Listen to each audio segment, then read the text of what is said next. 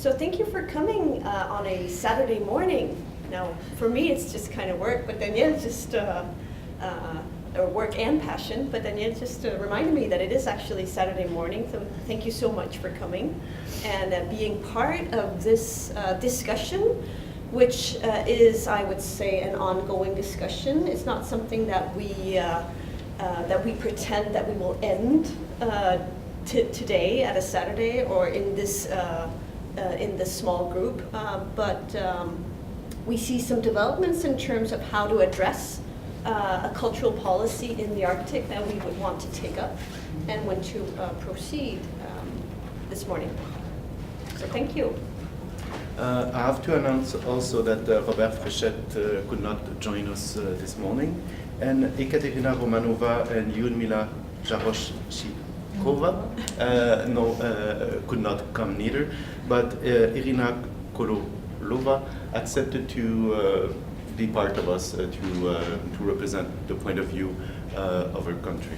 So we have Marianne Stenbaek from McGill University, who worked on Greenland. We have Inge-Marie Lampe-Lupton, who will be here in replacement of Maria Utsi from northern Norway. We have Timo Jokela from Finland, myself, Nauja, Irena, and also Suzanne de la Barre, who is in tourism at Vancouver Island in Canada, and Stephen Loft, who is at the Canada Art Council for First Nation, Inuit, and Métis people. So welcome you all. So we'll begin first part of the workshop by asking everyone what kind of work they did in the circular cultural point of view. So we have people from the academia, people from cultural organization. So the broad discussion is really to see how we could work together. And finally, I would like already to thank the Nordic Council of Ministers who really helped us to do this workshop. So we can begin with Marianne Stenbaek, professor at the McGill University. Thank you. I was a little surprised that Danielle only told me 5 minutes ago I had to speak, but that's okay. I have worked for 30, 40 years, I guess, in the circumpolar region when it was a completely impossible and B, incredibly unfashionable to do something in the circumpolar region. In Canada in particular, I speak mainly not so much to culture as to science and research. The focus was always on Canada. That there were other countries out there had not dawned on people. And somebody yesterday asked me what had been my contribution to academic life. I think it partly was that I tried to always speak up for the fact that it is a circumpolar region. Now, when I say circumpolar, I mean I have mainly worked with Inuit in Alaska, to a much, much lesser extent in Chukotka because it's very difficult, and then of course Canada and Greenland, or what we now call Inuit Nunavik. It's interesting that occasionally in Canada there are ideas being floated about making that almost like a country. Senator Charlie Watt, who is just stepping down as a senator, he's Inuit from Kuujjuaq, and he's now president of Makivik Corporation, which, for those of you who are not Canadians, Makivik was formed out of the James Bay Agreement in 1975, and the James Bay Agreement was really a turning point because it was the first land claims agreement in Canada. It was made between the Cree in northern Quebec and the Inuit, and it was because of Hydro-Quebec. Hydro-Quebec wanted to develop electricity. And it's a long story. There were court cases and this and that, but finally there was the James Bay Agreement, and that set up Makivik Corporation, which is really almost like a government of Nunavik, except it's a commercial, cultural, scientific corporation. It's not officially political, but of course it's political also, right? Anyway, Charlie Watt, I know because I've spoken to him about it, he would really like, and so are many other people, they would like to see the Arctic become a country, say country in quotation marks. Some people have suggested that the Arctic become like the Antarctica, where every country owns a little bit. That's probably not a very feasible idea. But to have the Inuit group together and become like an entity of some sort. Now, of course, they are rooted in the US, in the Canadian Federation. In Greenland, they're still part of Denmark. But maybe some sort of superstructure can be developed.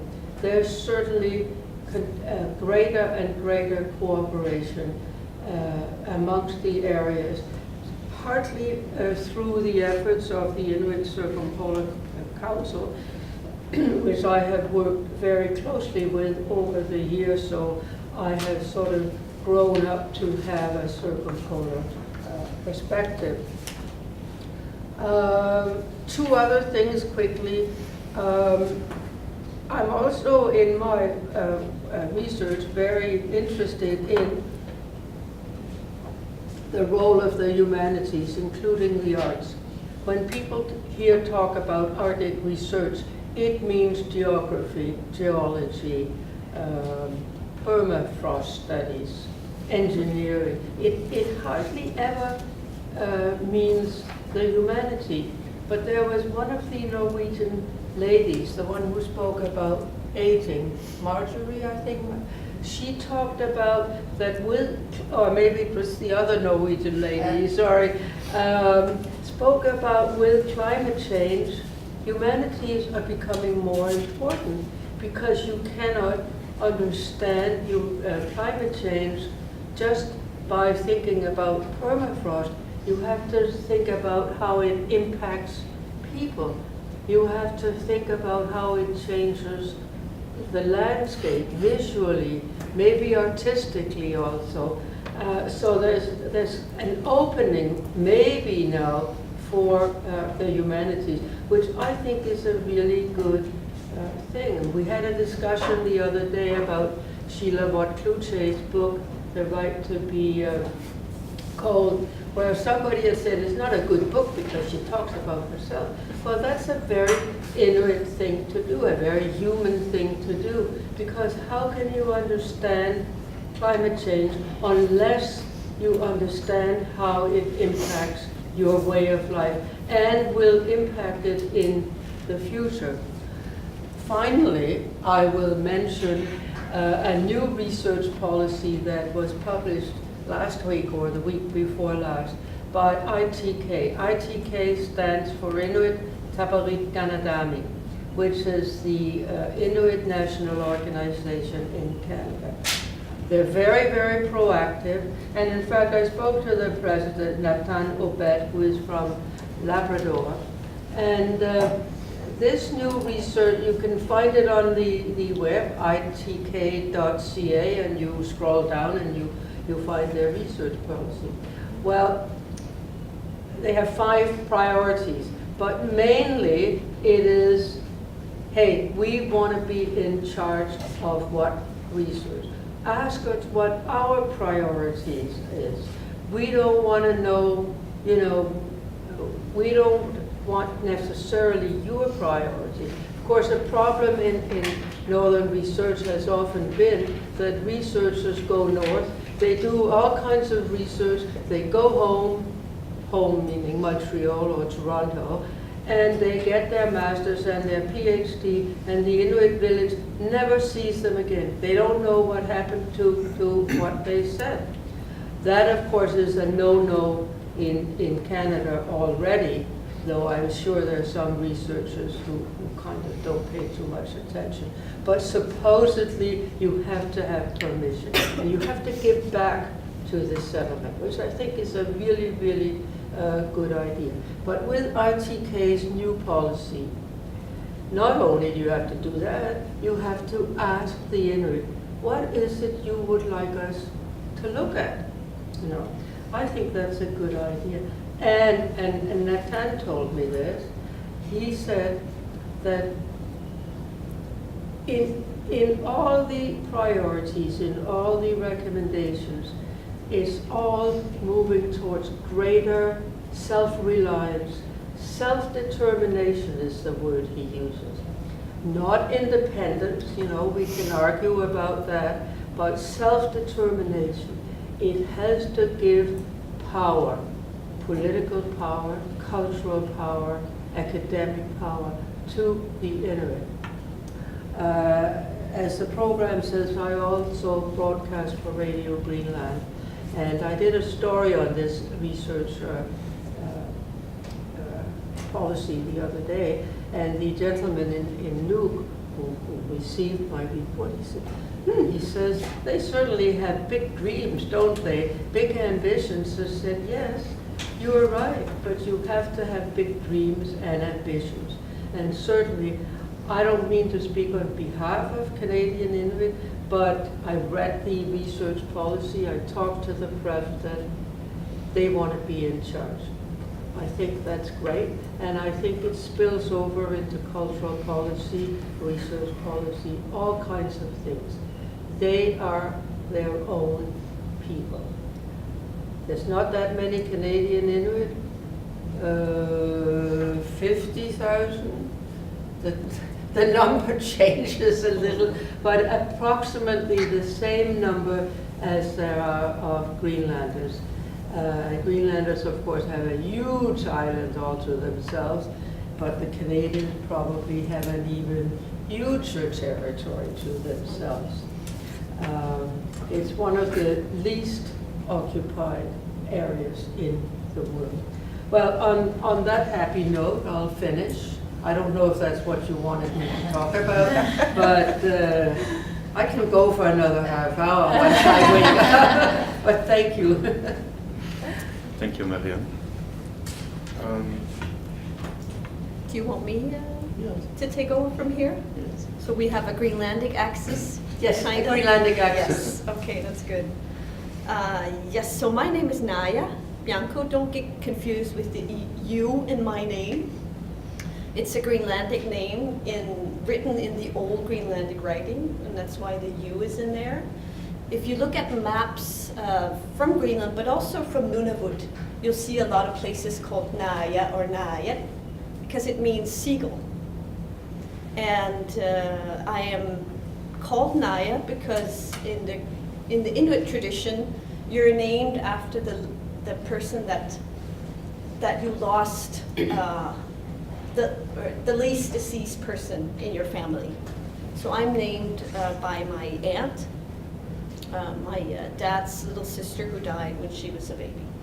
And that's why you keep the old Greenlandic writings as well. So I have a friend who's called the same, but with the new Greenlandic writing, which is Naaja. So that might be a little more intuitive for people to call me Nauja, because the U always, it tends to confuse people, at least internationally. Some of you were here yesterday, and I apologize if you need to listen to repetitions. There might be a little repetition from yesterday. But if I am to sort of give you a little insight into my sort of my heritage, I was born and raised in Nuuk, the capital of Greenland, which has about 17,000 people currently. It's kind of a metropolis in the Arctic. And I was born and raised by a mixed married couple. So my mother is Danish and my dad is Greenlandic. And my dad is even from the part of Greenland that's most isolated. So he is from eastern Greenland. He is from a small village around Esirak. And eastern Greenland is indeed very special. As I said, it's very isolated from the rest of Greenland. There's a totally different dialect of speaking Greenlandic. Most of the people in Western Greenland don't have a hard time understanding Eastern Greenlandic, while obviously the East Greenlanders, it's easier for them to understand the Western Greenlandic dialect because that's what you hear on the radio, on TV, and so forth. One funny thing about now, the last couple of days, we've also talked about colonialism, post-colonialism, whether we want to acknowledge that term or not. One of the funny things that I find very much existing also sort of in at least in the Greenlandic context is that there are several levels of power structures. So in the Greenlandic context, just to get back to Eastern Greenland is called Dunu, which means the back or the backside. And it's not only in geographical terms that the Western Greenlandic Dunu denominates Eastern Greenland. It's also in a psychological sense. So there's definitely some interesting things to figure out when we speak about culture, not only the culture between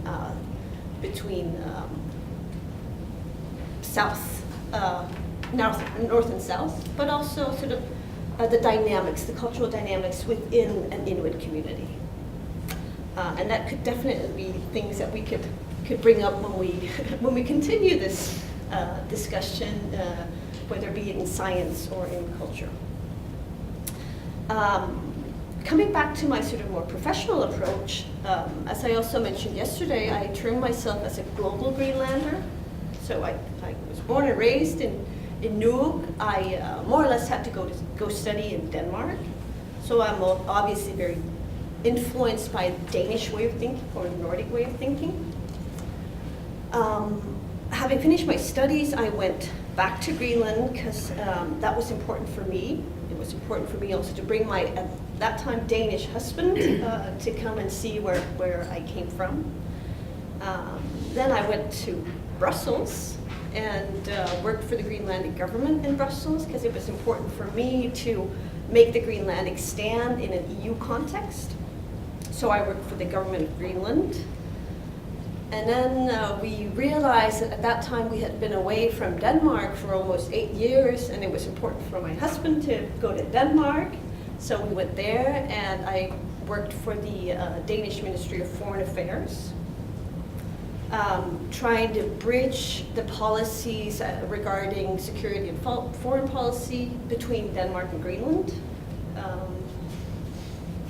And then finally in Denmark, I worked for the Nordic Council of Ministers, which name you've heard a couple of times here, because it has been part of supporting this event, but also other events at the Place des Arts within the Nordic Spring context. So I'm mentioning this because it really just it shows you how intertwined Greenland is, not only to Denmark, but also to the Nordic cooperation. It's very special in a sense that Greenland got home rule in 1979 with a more extensive legislation on autonomy, the Self-Rule Act in 2009. And basically has competency over everything but foreign and security policy, judicial issues, monetary policies, and a couple of other questions. But with the legislation in 2009, Greenland was given the option to take over more competency. However, there's always a gray zone between, in this case, Denmark and Greenland, and that's where sort of the liaison in the Ministry of Foreign Affairs in Denmark comes into play. So, for example, Greenland has the competency on cultural policies, culture, education, but whenever you take that competency and put it into an international arena, where does that leave the Kingdom of Denmark, meaning Greenland and Denmark? In this specific case. So there are always these gray zones that needs to be worked with. Again, coming back to the Nordic Council of Ministers, this is an intergovernmental organization. It's a cooperation between the 5 Nordic states, Denmark, Norway, Sweden, Finland, Iceland, along with Greenland, Faroe Islands, and the Åland Islands. And it dates back to 1952, where the Nordic Council was established. So it's one of the oldest regional corporations in the world. And the Nordic Council, which still exists, is a cooperation between parliamentarians of the 8 countries that I mentioned. And then there's the Nordic Council of Ministers, which was established in 1971 as an instrument for cooperation between the governments. And the fun thing about the Nordic Council of Ministers is that it's obviously a political cooperation. There are 11 minister councils dealing with a variety of issues, including, for example, gender equality. That's one minister council. I'm just mentioning that because that's one of the strongholds of the Nordic societies. So it's a political organization, a corporation on the one hand, and then on the other hand, it's like a project organization with a lot of programs and a lot of funds for realizing the strategies and policies that the politicians from each of these countries agree upon. And that's where sort of that structure could be very interesting in the context of developing or discussing a cultural policy for the Arctic. So now I just moved to Toronto, part of the global travel I'm on, and I don't work for the Nordic Council of Ministers anymore, but I did until late January of this year. And one of my last projects, besides the Arctic business analysis I was talking about yesterday, was actually to write this Arctic cooperation program for the Nordic Council of Ministers that I was the program director for when I was still in the organization. And the new Arctic cooperation programs entered into force by January 1st of this year and for the next 4 years, and we've termed it, now obviously I don't represent the Nordic Council of Ministers, but I'm still saying we termed it Nordic Partnership for the Arctic. And one of the new things about it is actually that we open up for more cooperation with countries outside of the Nordic region, in the acknowledgement of the fact that we really need to do more cooperation east and west when it comes to the Arctic, rather than having this sort of north-south dichotomy all the time. I would advise you to take a look at this program and see whether there could be some interesting thoughts also in relation to a cultural policy for the Arctic in this. And all the reports and documents in the Nordic Cooperation are free to download at the website called Nord.org. So coming a little back to the Arctic Cooperation Program, we were lucky to be approached by the Arctic Arts Summit that we'll hear a little more about a little later, and that we'll discuss further, a couple of years ago, and supported the Arctic Arts Summit for the first summit of last year. And I think there's some really interesting thoughts in terms of how to develop this thinking more. But I'll leave that, I think, to the discussion we have a little later. Thank you, Miss. Thank you, Nauja Bianco. Now we'll go to Timo Jokela, who's Dean of the Faculty of Art of Design at the University of Lapland. Yeah, thank you. Just, I have been working 9 years as a dean, but not anymore. I just finished that work a couple of months ago. So, Lapland University is located in Rovaniemi city, which is just at the polar circle. So it's quite north. I grown up even a little bit north, 250 kilometers north from there, near the Norwegian border. So the Norwegian has always been in my backyard. And I grown up in that kind of village, which was a typical mixed village with different livelihood, reindeers, farming, hunting.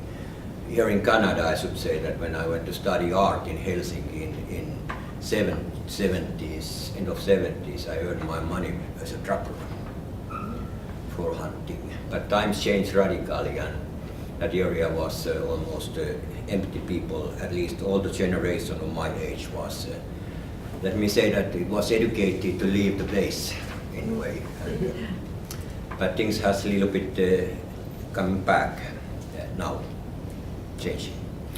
But those days, until those days, I had such kind of attitude that I started work as an artist, and later on this academic role, that I should work in a way that the situation is a little bit better there in the north. The Faculty of Art and Design, where I'm working, in Finland we have two universities to study art and design, another in Helsinki, and 90s we established a new faculty in Rovaniemi, and currently we have now almost 1,000 students studying there, and it's a quite effective new institution. University of Lapland is quite a special university. It has a profile, the Arctic change, Arctic and northern change is the highlighted as a profile. And all the faculties, law, social sciences, education, art and design, and Arctic research are, let me say, almost forced to do collaboration. So that science and art collaboration is the first sentence in the university profile, and I'm very proud of that. It's understood that we need both of these ways to understand the world better and affect the world to be better. So my own background is actually in art education. In Finland, the art education is not connected only for the school, but it covers this kind of art-based activities in the social, healthcare, tourism sector, wherever you use the art in some way. It's not a research of art, it's more or less like how to use art as a practical tool in different situations. But my own special area is environmental art and community art, and I still try to work as an artist, and have done quite a lot of things around the circumpolar area, not in North America, but let me say from Scandinavia to east until North-Japan in this district. A lot of collaboration with the indigenous group of people in that field. I'm coordinating in the university a such kind of research group which is called Northern Art Community Environmental Research. That's my situation in the university. But maybe the key point to be here is not only that I have been collaborating with Northern Norway, my backyard, a lot in artistic activities, but I was invited 2010 in UNESCO conference, this kind of working conference in Seoul, running their workshop for the Seoul sustainable development education agenda.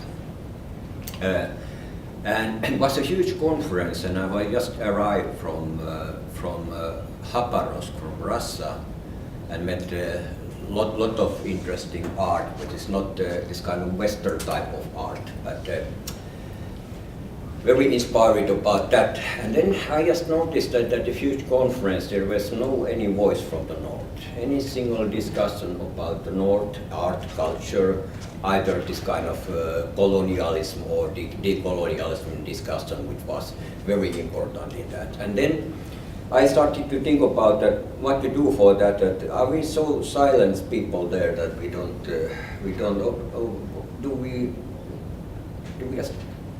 see that situation? What is that?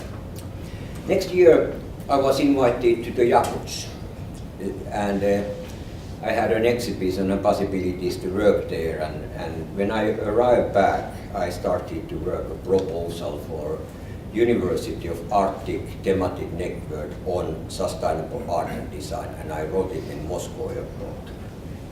I decided that when I go back I should have that in my hand. And then I sent a letter around these universities, art and design universities and academic around this circumpolar area, and got quite a good and interesting feedback. And currently we have in that network 28 members. Let me say that 18, 19 of these universities are active in a way, or these research institutions. And what has happened that when we decided that we asked that how we can follow these guidelines of UNESCO sustainable development in the field of art, design and visual culture, research and education here in the North. We have had quite a lot of activities. Actually, I think that counting the amount of activities, this network is the most active network currently in the University of Arctic collaboration. We have a lot of things. I don't say that it's Stenbaek is the highest, but amount of that. So we annually arrange some courses for the students, this kind of international courses, summer school, winter schools, exhibitions, annual conference, which is touring around this Arctic area. It was in Alaska, it was in Shetland Island, Iceland, Norway, next time again in Norway, in Bodø, in University of North, and try to make the publications so that we have this kind of discussion all these academic levels. But what is the connection for that kind of political and let me say even this kind of economical discussion is that we are not really interested about the research itself, but we are interested about the methods and ways how this university research and surroundings, economies, public sector and things are collaborating. And that's the kind of knowledge exchange that we try to do all the time. How the universities and academic research and art and design can support this, let me say, living in the Arctic area, northern area. So problems with what we have are probably quite similar which we will have in that Arctic summit, that these financing bodies doesn't fit this kind of circumpolar collaboration. So we have a good collaboration in Nordic countries. Some of the Nordic countries have funding to oversee things, but not everybody. And then what happens with this Russian collection? That okay, we from Nordic partner can do collaboration with Northwest Russia, but not any financing, for example, in Yakuts and Siberia, or either that we all can do something together. That's a huge challenge, and of course the huge challenge is always this kind of structure that how we work. We have managed to do our things in a way that we have enthusiastic persons to work. But then somebody is leaving from some university and its collaboration is dead. So it's human collaboration all the time. But this is my background and the interest for that kind of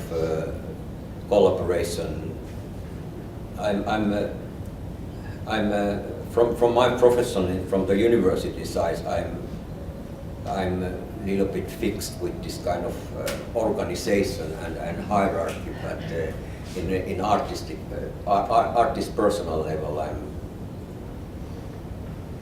quite interested about this kind of open way of collaboration.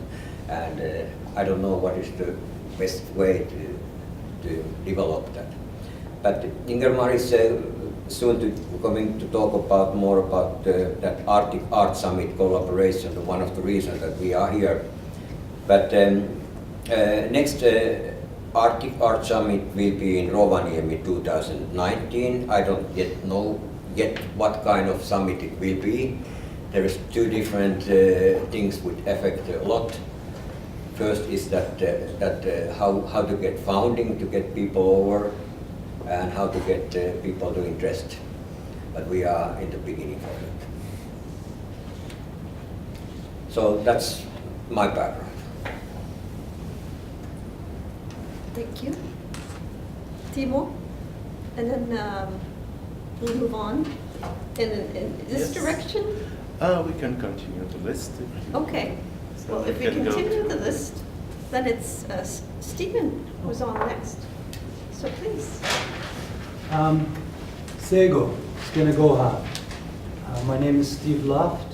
I'm Ganyangahaga Mohawk of the Haudenosaunee. My home community is the Six Nations of the Grand River in southern Ontario. Currently, I have the honor and privilege of living and working on unceded Algonquin territory in Ottawa. So it's always nice to get back to home territory.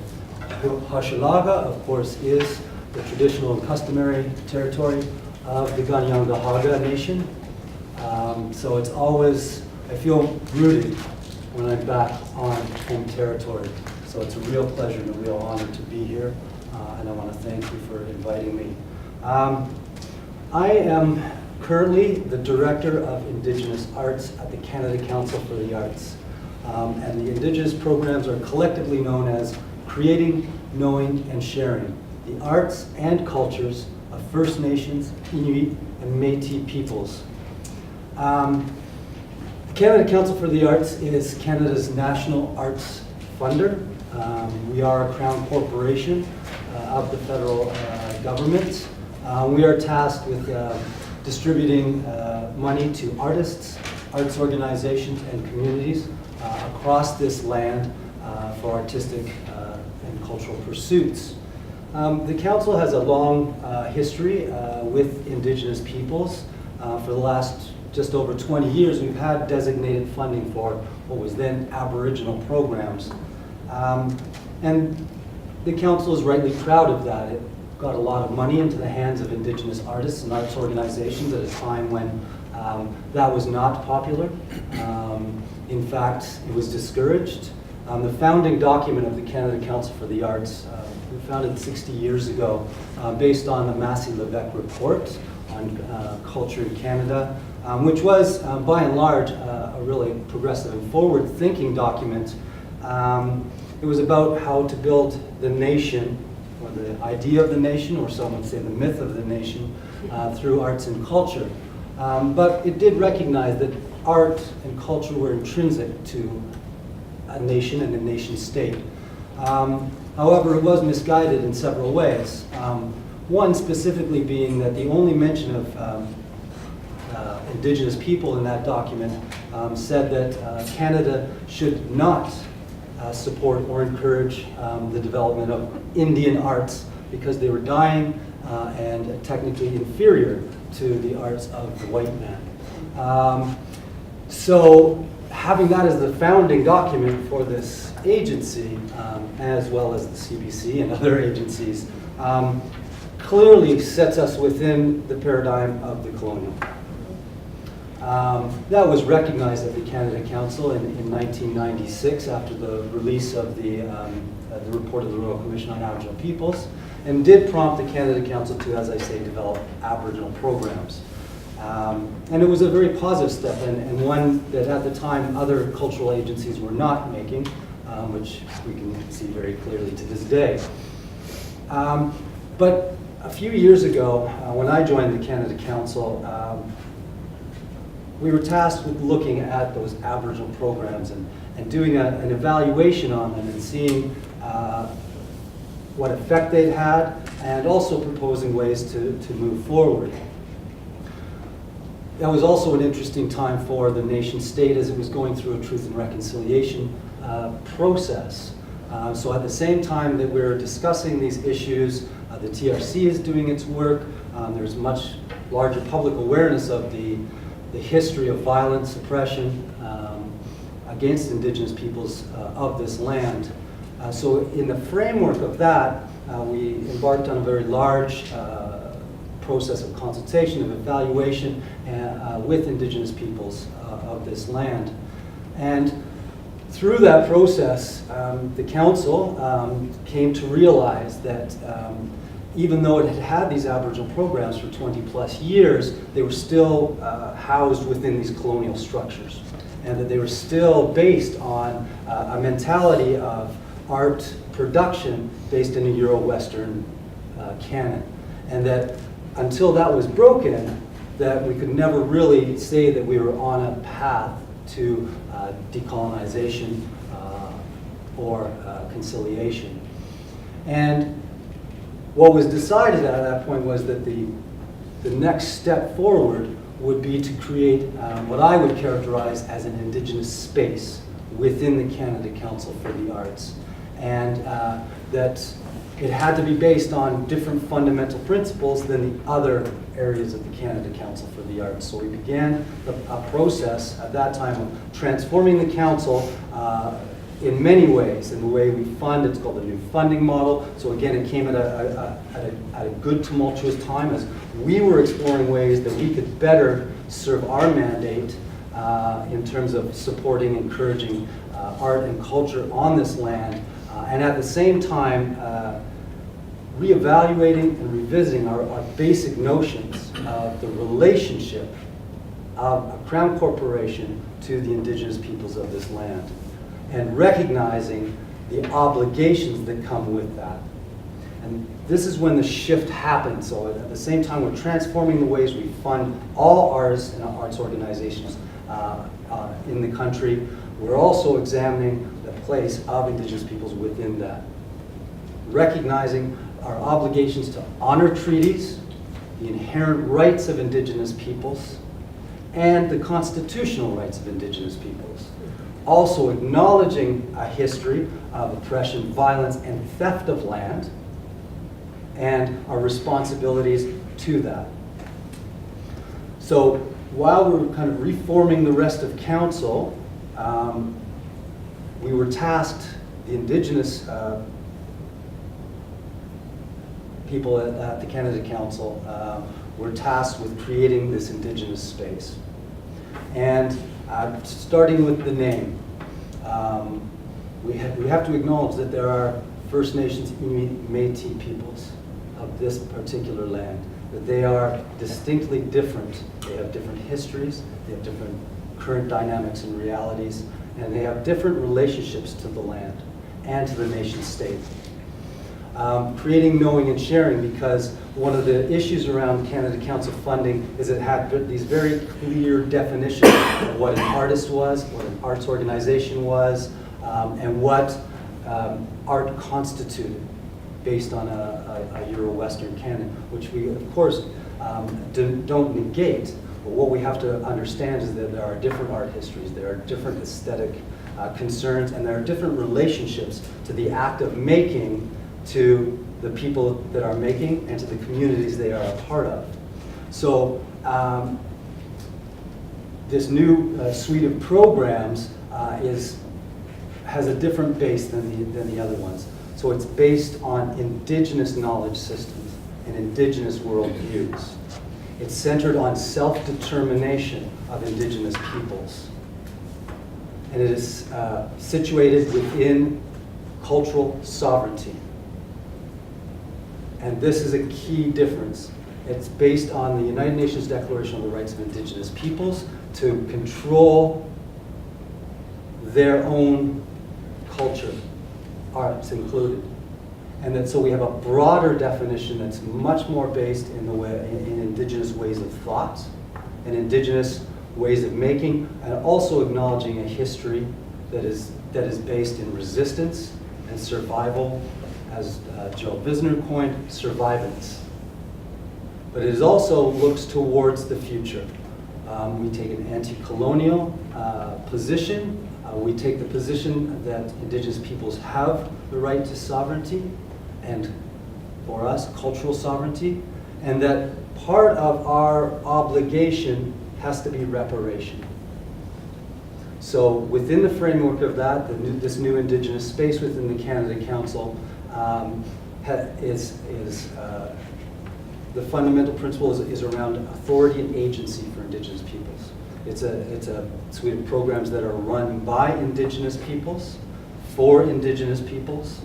So we have our granting programs that support the work of indigenous artists, cultural carriers, arts and cultural professionals, and indigenous organizations, which is different than the other aspects of the council. It's non-disciplinary. It has a wide and broad view of what art and culture constitute.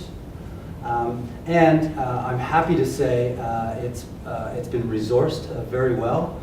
Some of you may know that the new government, as one of its first acts, committed to doubling the funding to the Canada Council for the Arts.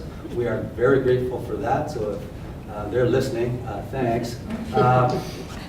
Which will bring the total Canada Council budget by 2021 to $360 million for a population of 36 million, which is quite profound and amazing. We're one of the very, very few countries that's investing new money into arts and culture, so that is something we're incredibly happy about and again, proud, I think rightfully proud. But the Canada Council committed to tripling the amount of money going to Indigenous artists, organizations, and communities, primarily through the Creating, Knowing, and Sharing program. So I'm exceptionally proud of the program. It's just had its first year. We've supported a lot of Indigenous artists, organizations, and communities across this land. That's the granting programs. The other part of the Creating, Knowing, and Sharing is our partnership framework, and that's a national and international partnership framework, because we see two things. One is that for Indigenous artists, there isn't the same kind of framework across the land for arts and culture that there is for other artists and organizations. We have infrastructure that's based in the Western Canon, and they're very strong, and we of course support that. But there isn't that same kind of infrastructure for Indigenous artists. So we're actively pursuing ways to really encourage and create that. But the other is that we know that Indigenous artists want to collaborate, they want to work in new and exciting ways with other Indigenous artists and with non-Indigenous artists. That they want to expand their thinking, and that again, that the Canada Council for the Arts through this program needs to encourage and support that, because again, there isn't that infrastructure. So we're actively finding ways to do that, but also that to connect in the global Indigenous. And this is a new impetus from the Canada Council for the Arts. It's only been in the last few years that we've put a real some emphasis on international collaboration and partnerships. The Council as a whole is doing it, but the Creating, Knowing, and Sharing program specifically is doing it in various ways. In the past, we've had a lot of success working with other countries, such as Australia, Aotearoa, New Zealand, to provide opportunities for residencies, collaborations, delegations, knowledge sharing, culture sharing, and they've been really successful. And but we also know as Canada as an Arctic nation, we have a very distinct Indigenous population in the north that has other that are connected more with the Arctic than they are with the South. So in the last few years, we've put some emphasis on the circumpolar region. One of the ways we did that was to actively be involved with the Arctic Arts Summit, which was an amazing way to gather and to think about arts and cultures of the North in a very specific way. So we continue our involvement with the Arctic Arts Summit, but we've also we're actively reaching out to arts councils, agencies, as well as Indigenous organizations to develop partnerships and collaborations. Recently I was in Kautokeino in Norway at the invitation of the Sami Film Institute for an international Indigenous film conference, which was amazing. They're doing incredible work up there. They're starting an International Indigenous Film Fund. They're also actively creating collaborations between filmmakers from the Arctic. We are actively involving ourselves with partnerships there. We hope to expand that. We will, of course, be involved in the Arctic Arts Summit in 2019. And we continue to try to develop a network of collaborations and partnerships that will give our northern Indigenous artists opportunities to engage with their brothers and sisters and others across the Arctic, and to really encourage that kind of knowledge sharing, culture sharing, and collaboration that I think is vital if we're going to further the rights of Indigenous peoples to their cultures. So that's kind of me. Thank you. Steve. We discussed a little about what Marianne, Timo, Nauja, and Stephen said, and it's so interesting that you bring those points. We suggest that we have now a period of discussion and question, and then we'll take a short break and continue with the four others, because I think we are answering already the question that we had on the second part with your discussion. So let's change a little the formula and just open the floor for question for the four speakers. Among yourself, or of course with people in the assistance. So any comments, reaction on those four point of view? Yes. Well, I'll just sort of from a different perspective start off by saying thank you. I'm an artist, and so I'm often completely separate from the world up here that you're involved in, that's orchestrating and organizing and trying to connect arts and with everything else, because I think sometimes arts kind of forget about all that. We're focusing on experiencing and making, and there's this whole other structure that's out there that's making all this effort to connect everything. And it's funny because we shouldn't be disconnected, but in some ways we can be. And so like having this summit, which I think a lot of artists would be completely oblivious to. I would say I was until very recently. So I guess my comment is thank you for all the work you do. And I certainly like the idea of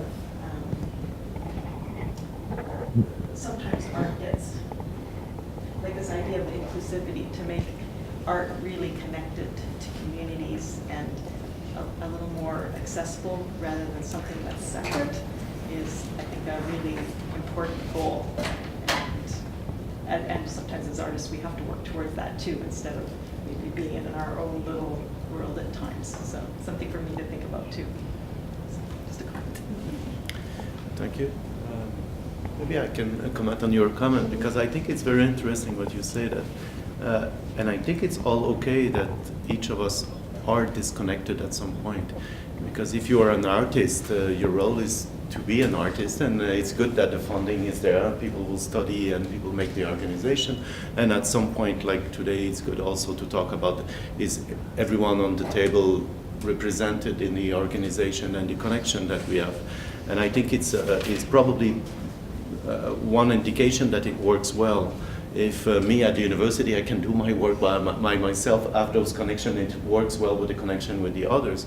But when we develop new strategy, like it is ongoing right now, and it's quite new, like the Arctic Arts Summit is new, this policy is new. Now we have to take into account all the point of view, and it's not us probably that will decide, but we are there to have our own opinion and to express them, and that's very important. And so I think it's great that you feel disconnected sometimes because you just do your work as an artist, and we need this work to be done, like students need the work to be done on the works of the artist, and the other to fund those things and use them after that in other formula. But that's my point of view.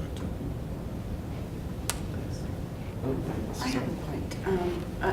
I'm seeing in the conversations that we're having that, you know, when we try and talk about where policy should be going for all of this,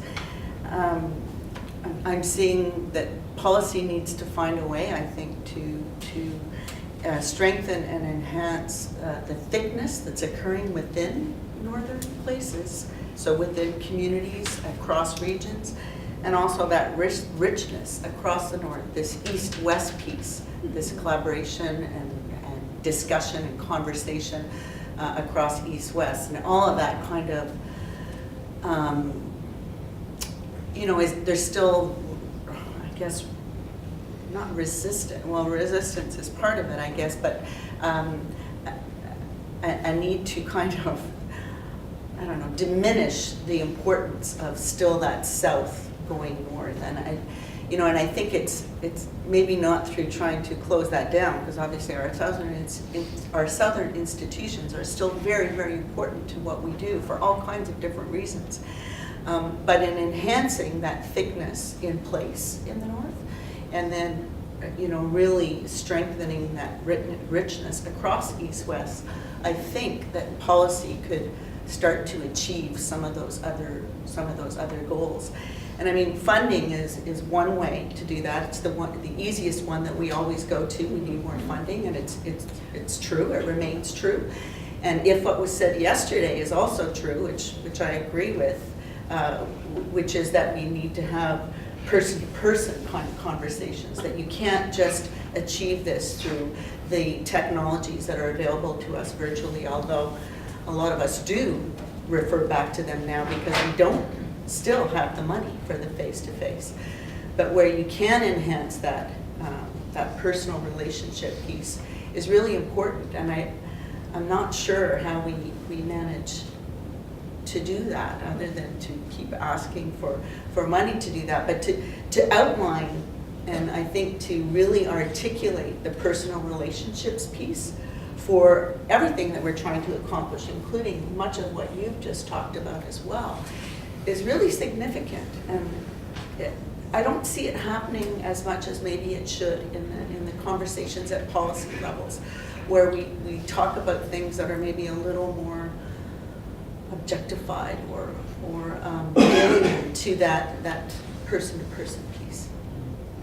Further to that a bit, and you may know more about this, but the Nunavut, the government has just changed recently, and I've just heard that they're going with a new cultural policy, and we've been a part of some of that discussion, but perhaps you know more about where it's kind of headed. I'm very excited about it. I don't actually know, but I know Paul Quassa, who is the premier, and he used to work for the CBC, so he's very much into broadcasting, and in fact I met him in Greenland, and he has always had that circumpolar aspect. I talked to him about 2 months ago, and he said he was coming up with new visions, and this was one. But his main vision is education. Because in Nunavut there are so many theoretical possibilities for Inuit, but they remain theoretical until they have the education to actually accept those opportunities. And here I'm speaking of jobs in the bureaucracy and in the, you have to have a certain level of, even though it's Southern education, you know, that's a whole other discussion, but education is important. So we had on the list you, Inge, Marie, and then Irena. Yes. Yeah, oui. Je vais faire en parenthèse si vous voulez. Mais vous parlez de mettre en place des politiques pour développer la reconnaissance et l'installation de respect pour les pays nordiques et à travers l'art, par exemple. Mais même chez les pays qu'on appelle les pays du Sud, l'art n'est pas aidé comme on s'imagine éventuellement. Donc, ça, c'est un point aussi que faut pas imaginer que c'est facile. C'est pas parce qu'on est dans les pays nordiques ou indigènes ou que c'est plus facile, que ce sera plus facile pour eux. Donc, déjà au Sud, c'est plus ou moins reconnu à travers la société, encore plus négligé dans le Nord. L'autre question est-ce que, par exemple, quand on parle de territoire, on a l'impression qu'on parle d'un territoire avec une entité, mais il y a énormément de divisions à l'intérieur même des différentes entités indigènes, les nordiques aussi. Là, il n'y a pas d'homogénéité reconnue pour favoriser la structuration d'entreprises ou d'organismes qui aident. C'est déjà pas facile, il faudrait déjà qu'il y ait là une reconnaissance. L'autre point qui m'a un peu surpris, c'est que monsieur a dit tout à l'heure, je ne sais pas si c'est juste, j'aimerais juste vérifier si c'est bien ça, que le gouvernement canadien vient d'attribuer 160 millions. Est-ce que c'est bien ça? Pour le développement du Conseil des arts en Conseil des arts total? Oui. 360. 300 millions. 360. 360 millions. Alors, dans ce contexte-là, où on parle de collaboration, est-ce qu'à l'intérieur même, comme M. dit, on est sur un territoire mohawk, il y a 360 millions, tout le monde recherche de l'argent. Est-ce qu'eux sont en mesure de pouvoir share avec les gens du Nord qui n'ont pas nécessairement chez les Inuits la même possibilité que les indigènes Mohawks qui semblent avoir une nouvelle capacité de...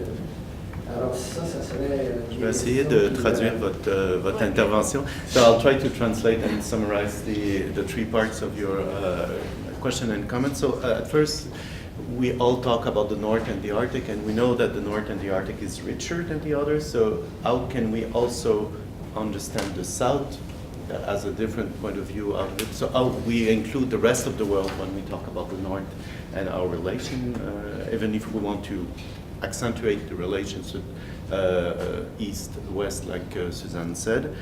And the second, and it's more a general question, but I think it's important, like how do we accentuate or respect the cultural diversity inside the communities themselves?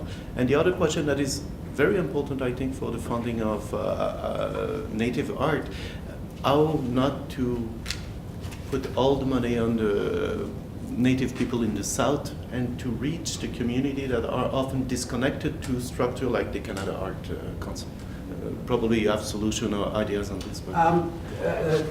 Excellent questions, and now that we have this Indigenous space within the council, put on them on French, not good enough to answer you en français.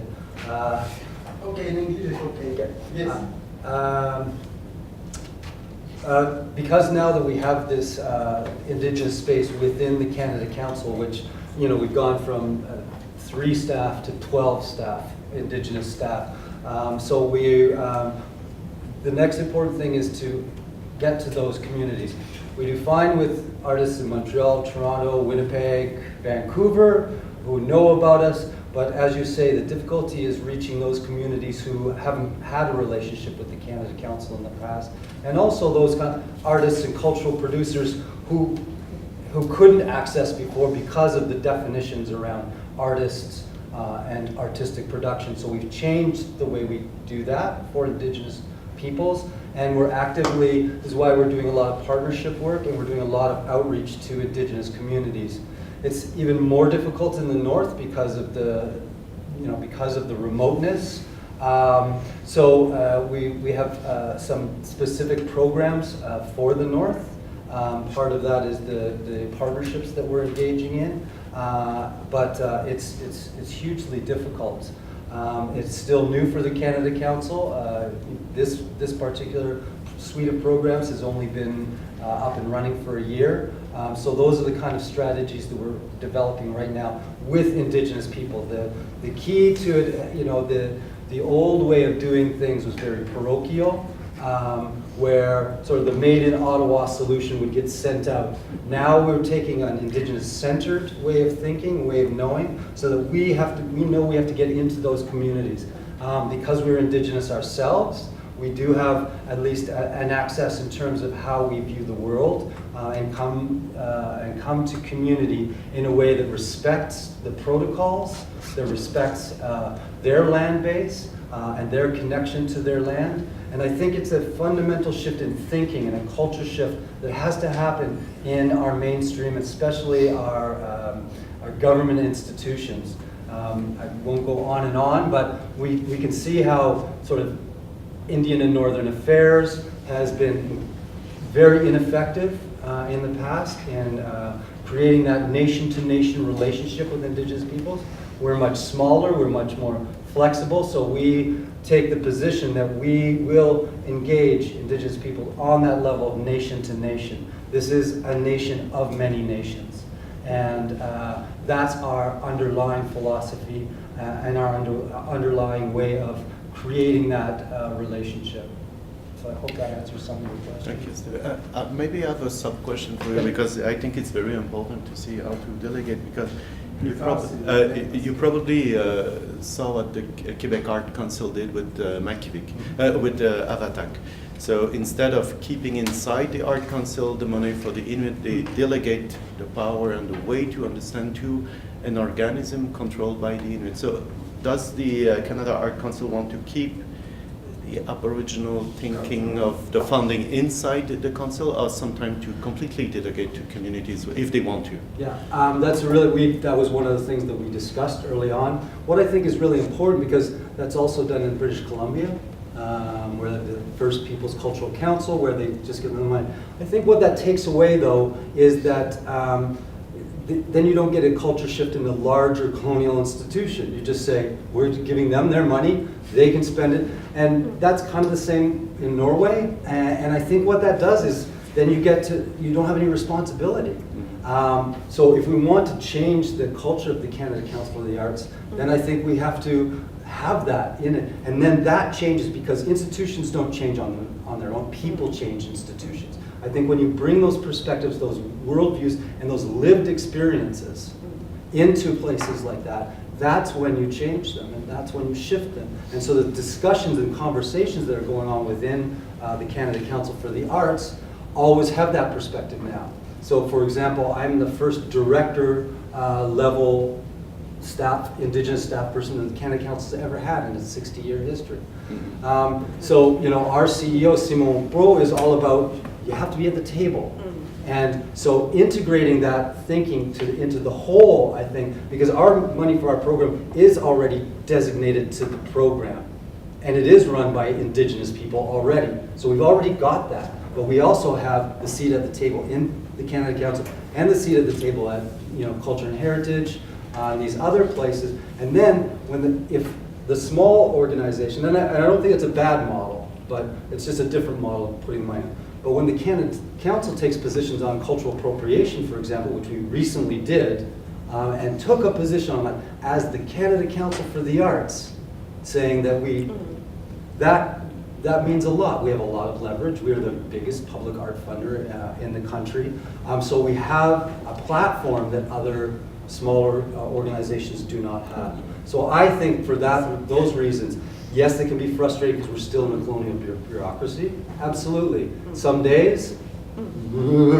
But I think in total, and then as you move down, and we've also, the good thing is we can continue the pressure on. They've committed to increasing our budget over the next 3 years, which is fantastic, but I think you have to be there to do that. And then you also have to then talk to the other government agencies, and I think this is key to it as well. And I think, again, the way we the relationship between the federal government and indigenous peoples in this country, we know it has to change.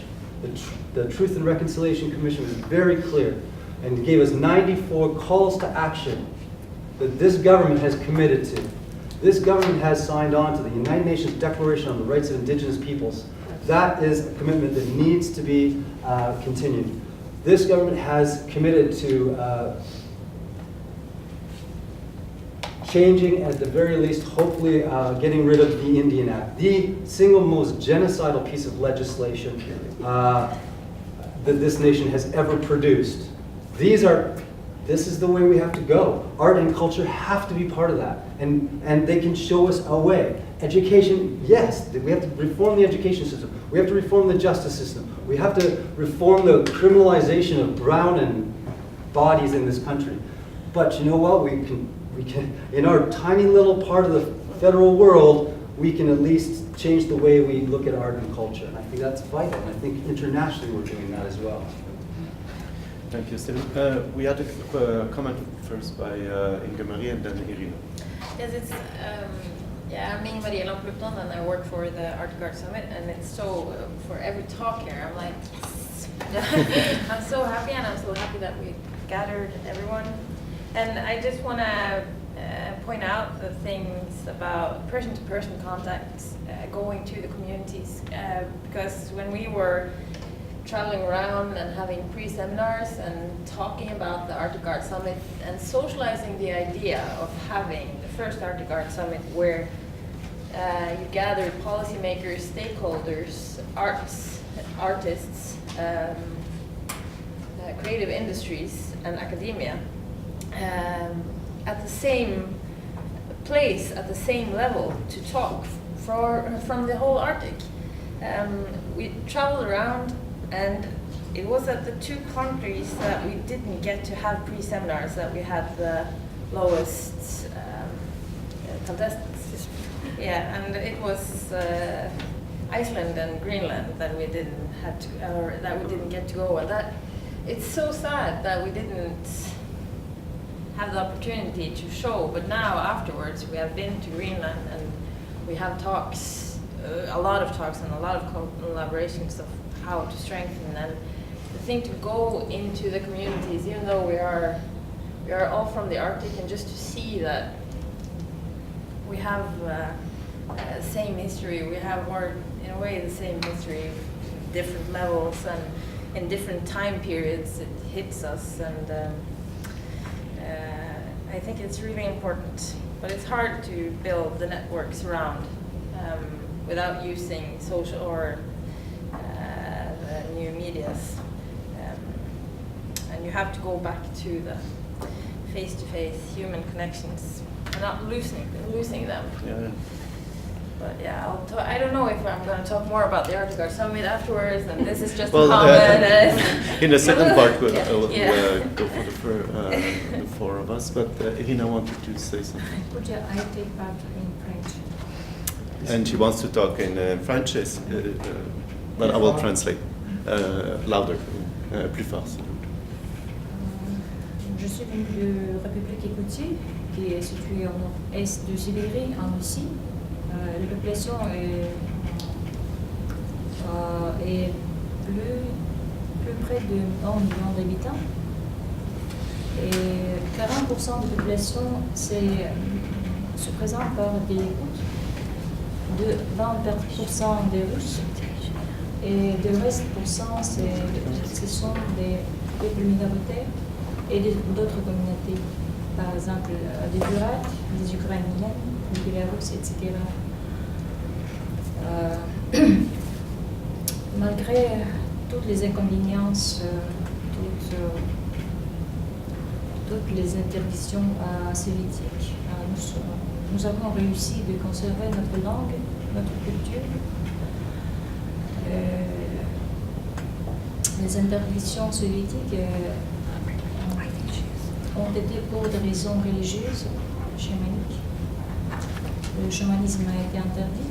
Et après l'effondrement de l'Union soviétique, tout était, la culture, la langue a été rénovée. Et le néo-chamanisme a été réapparu. Est-ce que vous me permettez de traduire? So I will translate a part of what she said now. She said she comes from Sakha Republic in Siberia, and there are 1 million people on a very vast territory, and 40% of the population of Sakha Republic is what we consider native people. So it's a native republic in many ways. And during the Soviet Union, there was a lot of interdiction of language, culture, shamanism, and every practices you can think of.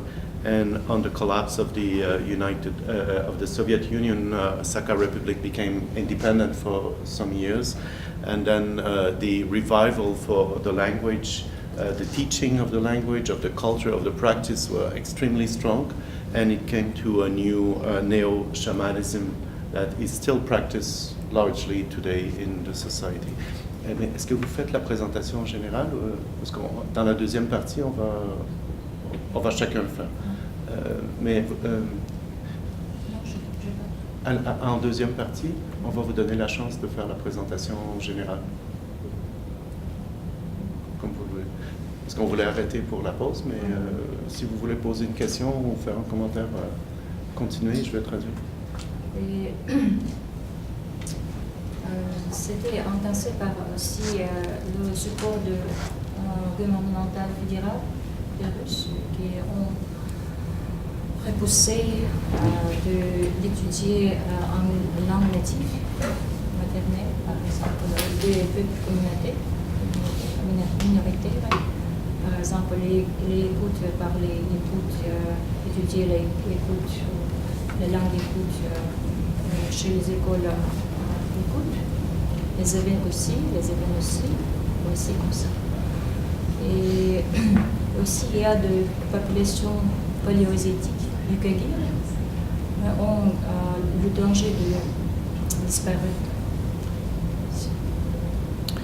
Donc elle dit que dans la nouvelle, après l'Union soviétique, il y a quand même eu la possibilité de créer des écoles directement en I look at your eyes and say, I'm seeing something. She said that after the collapse of the Soviet Union, that the federal government in Russia allowed for the creation of school directly in Yakut, in event, and so it allowed the institution to be directly in the language of the people, beside the other institution, and even the university has a lot of classes in those languages, but there's some preoccupation on the Yakutir, who is people of the north of Yakutia, and they are disappearing completely. Just before, because we will have time for the four of us that didn't talk in the second part, but maybe a short comment by Marianne wanted to talk of a coffee break. Stephen has talked about reconciliation, which is an interesting thing. That's a terrible way to put that. But it's a concept that you talk to Europeans about, and they kind of look at you with a big question mark in their eyes. They have no idea. And yet, I'm sort of pleased in Canada, it has sort of taken off. Maybe not as much as it should have, but there are little signs. People, housewives in some village who do patchwork quilts, and they have, they work with the local indigenous people. I live in a very small village outside Montreal, and somebody, the local people planted a tree, and it says that really, really small projects, but they are spreading. They're not big arch thing, but it's interesting that it is, it's coming. I thought a great policy for reconciliation was something that the Minister of whatever it's called now, Crown and Indigenous People, I think Carolyn Bennett said last year. She said we should have an Indigenous Literature Month. Let's do June that month. And every Canadian should read a book by an Indigenous author that much, because that's the best way to understand. I teach a course at McGill in Inuit, First Nations Inuit and Métis literature. People line up, they're so interested, and I'm not Aboriginal, you know, this is all secondhand, but people are really interested. So I think these are good signs. Not as much as we should have, but there we are. I think it's a great sign. I think it's, again, arts and culture are such a great entry point. Yes. And look at the success this year of Cherie Demeline from the Merrill Thieves, and Eden Robinson for Son of a Trickster, and so many others Yes. who are coming to prominence. Governor General Award winners, you know. So absolutely, literatures have really come on the scene in a way. Filmmaking is there as well, I would say. Visual arts. Amazing, yes. You know, the Winnipeg Art Gallery just had a show called Insurgents Resurgence, one of the biggest shows of Indigenous arts, the biggest show of Indigenous art that institution's ever put together. Huge crowds. The second version of the National Gallery's Sakahan, which is a show they do every 5 years, which they've done once, of international Indigenous. No, it's on stage is the National Arts Center. You know, the other big public, our sister organization on performing arts production has just announced that in its entire history have had English theater and French theater. They've now created Indigenous theater. Yes. I mean, these are huge moves in terms of arts and culture. And again, I believe that that's an access point. In terms of conciliation, reconciliation, there's a, you know, I use both terms because there's some politics around each of those. But I love what Pam Palmenter wrote. She said, if it's not uncomfortable, it's not true reconciliation. So I think people are at that point where they're a bit uncomfortable, but they're doing, as you say, these little things to try, and you'll get more comfortable as you move on that way. As you say, read a book, film, plant a tree, like what? And it's so different from 1996. After I was hopeful then when the Royal Commission's report was released, 400 recommendations. I thought something's going to happen, and it didn't. It got shelved. And so I'm cautious now about that. But we were talking about this earlier. There's just way more awareness now. That, you know, and yes, we're getting the backlash as well. I mean, that's there as well. There's a lot of backlash. But you know what? There will always be that hate. There will always be some of that. But I think in general, people are much more aware than they have ever been in this country. So I agree with you. We have to stop. I can add a small thing on Marianne, what he said. It's true that even at the Université du Québec à Montréal, we have a class on Native and Inuit literature, and it's full when we open it. And the students are asking, how come I never saw that? So it can be national or circumpolar, but I just note here, like Naomi Fontaine and Joséphine Bacon, two Inuit writers, they sold more than 10,000 copies of their book. When we published Nivia Cornelissen from Greenland in French, the publisher told us yesterday they will sell 10,000 copies. So it's not so marginal right now. It's people are asking how come those works were not in bookstores before. And that's But now they are in bookstores. I mean, that's a some big of them difference. are, but some of them are still missing. For the second part, we'll have Inga Marie, Irena, Suzanne and I that will make the same presentation, and we'll have some time for the general question after. Je suis pour la première fois à Québec, en Montréal. Et mes collègues, Ludmila et Irena, n'ont pas pu venir pour participer ici à cause de raisons de financement. Mais je dois dire que notre collaboration avec l'Université de Québec, particulièrement avec le laboratoire de Chartier, adressé vers le nord, vers l'imaginaire du nord, de la discipline, est une bonne idée, une bonne expérience. Et chez nous, en Écoutier, Irena, elle est le chef du département de l'ethnographie et l'écoute à l'Institut de peuples minoritaires et des études humaines.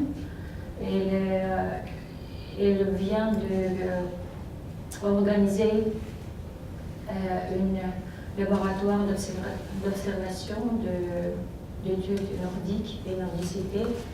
Et c'était une bonne cause de Daniel qui est arrivé chez nous l'hiver passé et fait une bonne maîtrise et une présentation sur la nordicité et l'architecture de ville. C'était une bonne expérience pour nous. Je vais traduire. Elle dit que le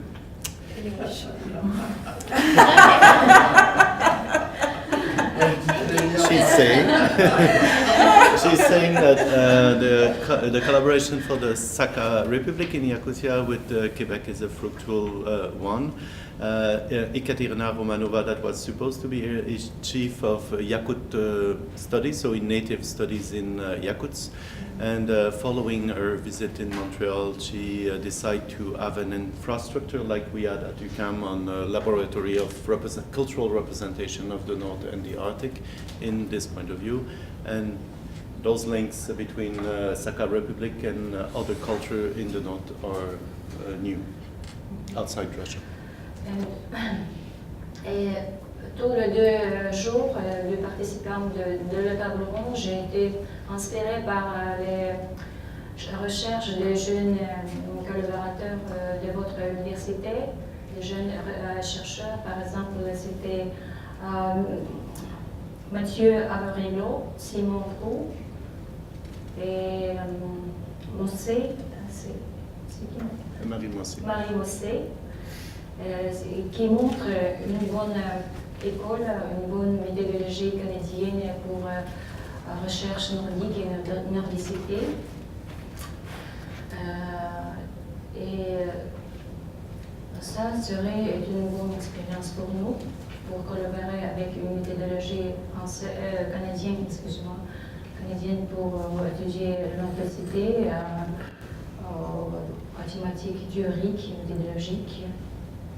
Et encore, j'étais inspirée par des activités artistiques qui font José Aubin, Christelle Durand, etc. Dans la place des Arts. Et j'espère qu'un jour, que Yakutie serait un participant du festival comme de Place des Arts. Merci. So to finish, she said that the most needed, the most useful collaboration would be in methodology, to share methodology on Nordicity, winterity like we use, with the methodology that they have on geocultural complex studies of the North and the Arctic. So the main need for them would be to share methodology to understand the Arctic and the art in the Arctic. But also to have, you mentioned people who work in the architecture of Nunavik, that was inspiring. And also the fact that we mix art and research in this conference. So she hoped that Yakutia would be part of the next festival at the Place des Arts, if there's another one, I don't know. And she thanks us. Encore un mot? Oui. Les Yakutis est une zone permafrost et c'est le froid chez nous est un état naturel constant. Et c'est pourquoi il est important pour nous d'étudier la nordicité, faire des recherches de Nord, et comme catégorie géoculturelle. Et en été particulier, c'est un dialogue entre l'humanité, la nature, le climat aussi. Et chez nous, il y a toutes les possibilités d'étudier, faire de la recherche du Nord, parce qu'il y a l'institution académique qui sont basées à Yakoutsk, centre-ville, la capitale de Yakoutie. Donc elle dit que she says that Yakutia is the cold is a main part of their identity. It's the coldest place on the planet, And also that it's very interesting for them to find other views on the cold and ideas. And she's particularly interested in the link between human aspect, nature, and climate. That is extremely important for them. And she mentioned, and I can collaborate because I saw it, that I never saw so many Arctic researchers than in the city of Yakutsk. Probably met like 50 professors exclusively studying the Arctic and the human and architecture and the science aspect of the Arctic. That's very impressive. Ce sont par exemple l'Institut de permafrost, l'Institut des études des peuples minoritaires et des études humaines, l'Institut cosmophysique, l'Institut d'écologie appliquée du Nord, l'Institut économique, etc. It's really the academia.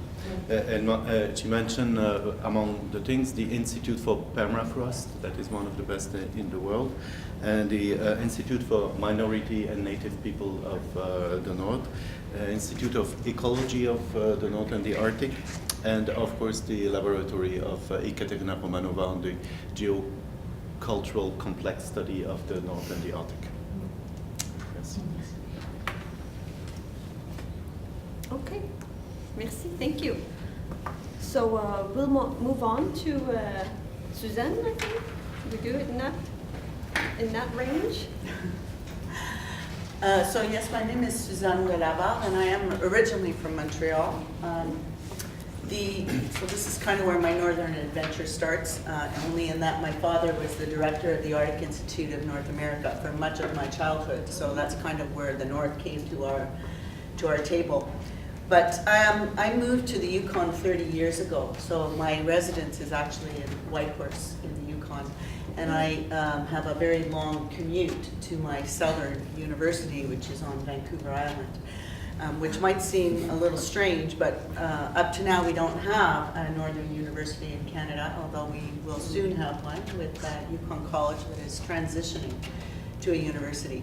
But this also brings me back to the point of southern institutions still being very important in the north, for the north. Because even though my institutional home is Vancouver Island University, all my work occurs in both the Yukon, the rest of northern Canada, and then that east-west connection.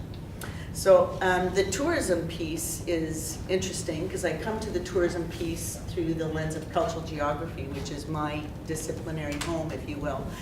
And what cultural geography allows me to do is to look both at the identity pieces of place-based identities and those relationships, because tourism is a place where the encounter between host, guest, and communities and local sites and global sites come together. So it's a really interesting place for those things to come together and look at identity.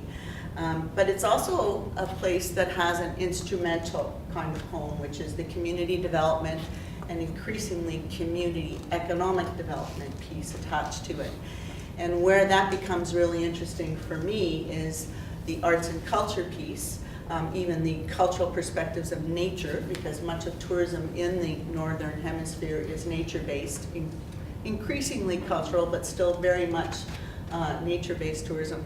But you get to have conversations around culture all the time when you're talking about tourism. So that's kind of how that comes together. And where arts and culture is specifically interesting is the home that it has for community resilience, how you build community resilience, how you have conversations in communities, and certainly in the Yukon, which is a real hotbed for arts and culture. I think Jane would agree with me on that. It's a really great place to try and see, okay, how can this conversation inform all kinds of other processes, and how can we take it outside of the Yukon?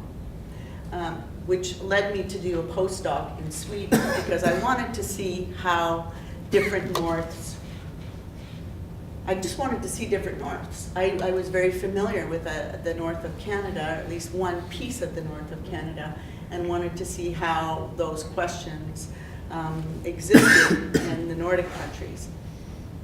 So the reason why I would start to explain the postdoc in Sweden is that East-West piece.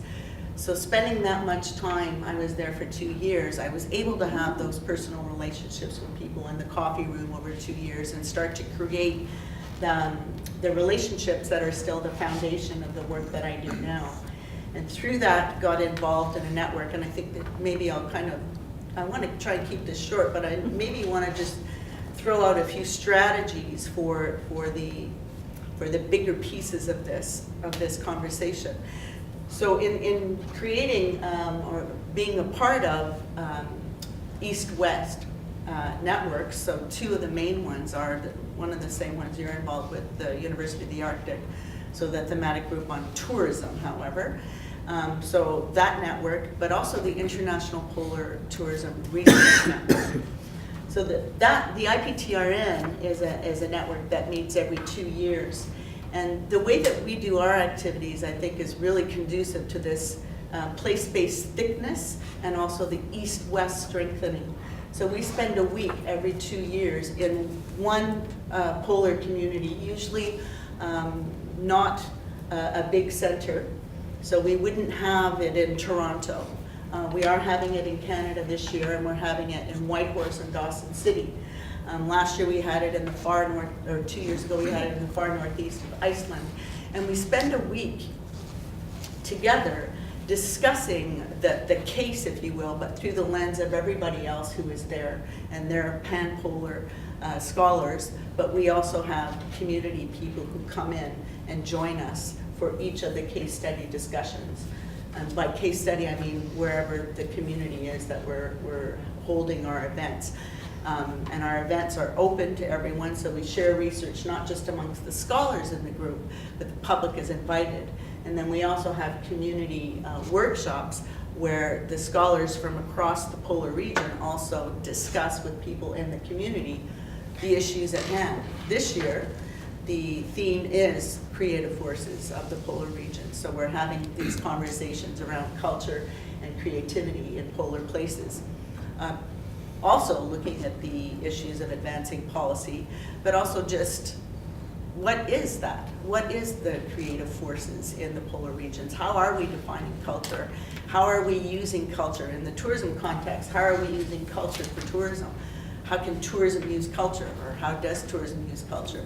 And actually trying as much as possible, at least for some of us, to reverse the utilitarian piece there, so that culture gets to use tourism more than tourism gets to use culture, which is where you get at the real community kind of benefits, with or without the economic ones. And the economic ones is where it gets difficult, because this is where the transactional piece occurs, that is that commercialization piece. So yeah, I think that's the one piece that I kind of wanted to get out there, was just to kind of highlight in some ways how those collaborations can happen. But as an educator, there's another piece, and that is through the student mobilization piece and the faculty mobilization piece.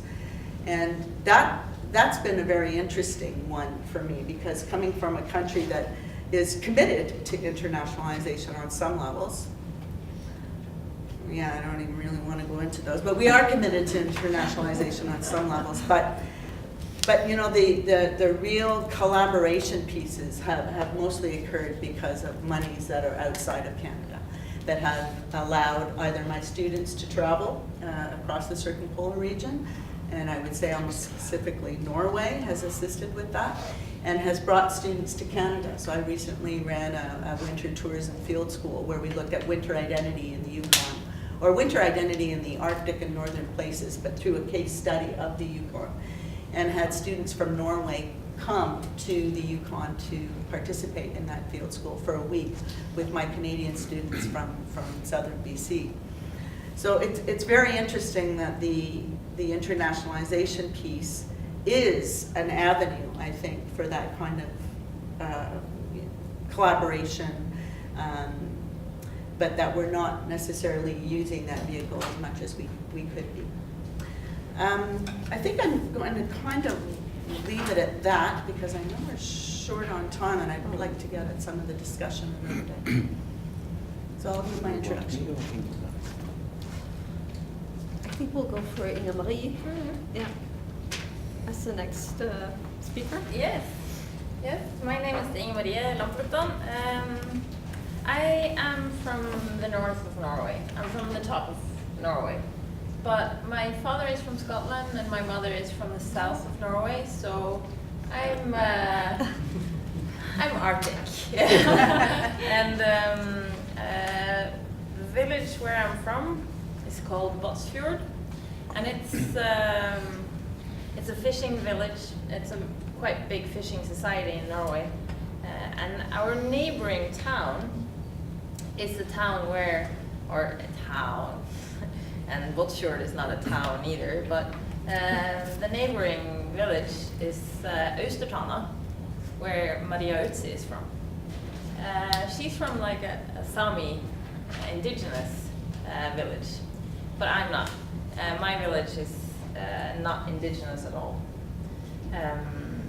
Or they say, but we have reindeer herders there, and we have Kvens, and we have a lot of history.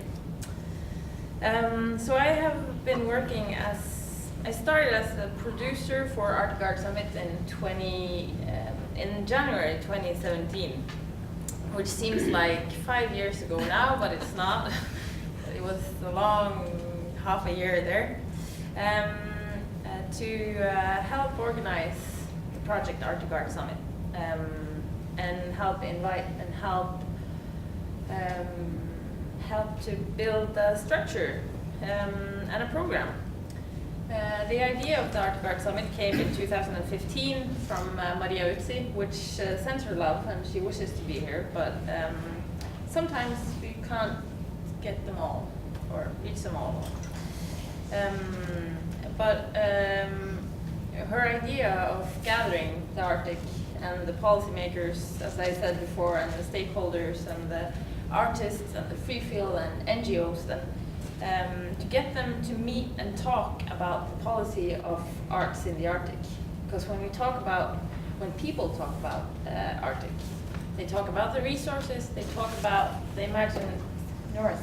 They don't talk about the humans and the people and the culture and the history, and that we are a thriving society. They don't talk about the urban Arctic that we have. She wanted to change that, and she wanted the policymakers sitting in the south talking to the artists from the north and seeing their perspectives. We did.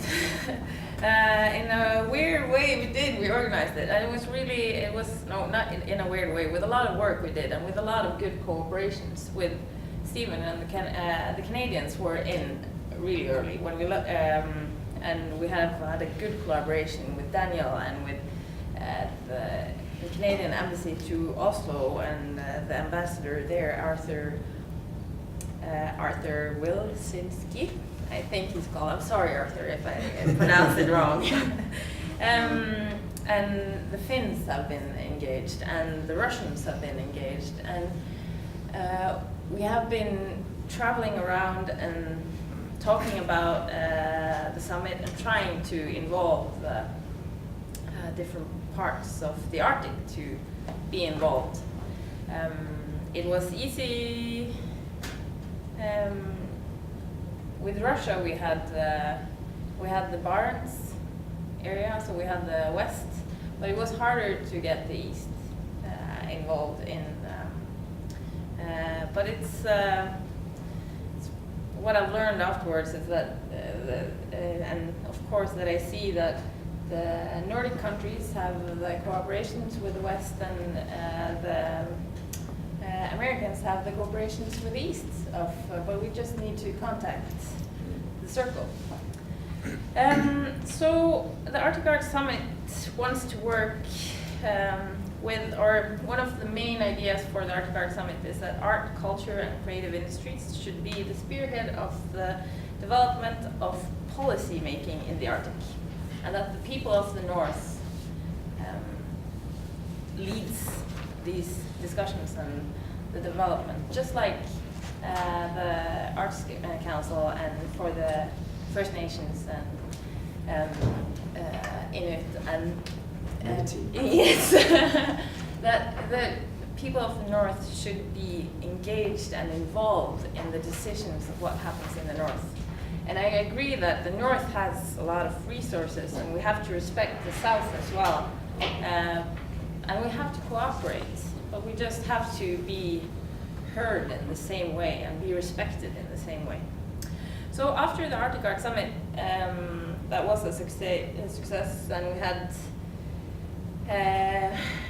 350 delegates from all around the Arctic. We had around 90 organizations, institutions, or visiting. We had, I think it was 12 different countries. We had 24 sessions that went parallel, or 5 went parallel all the time. And we had, it all went over 2 days, and we even got Harstad Declaration, or like a final statement from the Arctic Art Summit, which we are really proud of, that the policymakers actually took a step forward to try to make policy. But it's a lot of networks that we are involved in. So what we do now after the summit 2017 is that we push the conversations. I push and send emails around and make people to remember what they talked about and continue the conversations. And because all the conversations that happened at the Arctic Art Summit was so important, and people want to continue collaborating and start this Northwest more strengthened. And it was, I felt when I came in the foyer that it was of the Arctic Art Summit 2017 in Harstad, that it was bubbling and it was thriving, and people were, it was needed, it was timely.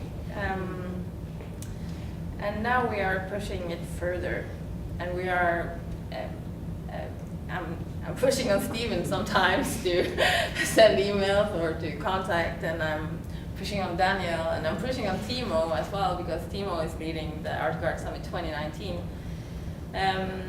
But I want all these, or we want all these conversations to continue. But we also are connecting artists with other networks. I met Suzanne in Whitehorse just a couple of weeks ago, and there it was an Inuit artist from Nunavik who actually contacted me last week and was like, "Hey, is there any festivals at your place?" I'm like, "Yeah, sure, I'll send you around." And just to be a person who could put artists in contact with different art residencies, and to just push over the different cooperations you can have, because I know some things about Norway, and Timo knows more about Finland, and it's just to, push in the right directions. So it's, so I'm an organizer. I'm not an academia, but I organize, and I love organizing, and actually I do. We need you. We need organizers. So and the work with it's a lot of the work with the Arctic Art Summit and traveling around. This is a short story, but very shortish. Has made me see, like, taking my history and being more proud of my own history, with my father from Scotland and being Highlander, and to see how the stories around with colonization, how it has worked and how it has actually affected my own story. It's a weird experience to have while traveling around and talking to other people, finding their identities and taking pride in their own identities, if it is as an Arctic human being, or if it is as an Inuit, or if it's a Sami who just took their Gakti and being proud of your own identity of the North, and that we are working together and that we have shared values. It's really good. So the arts and culture and creative industries as the leading point of the Arctic is our goal.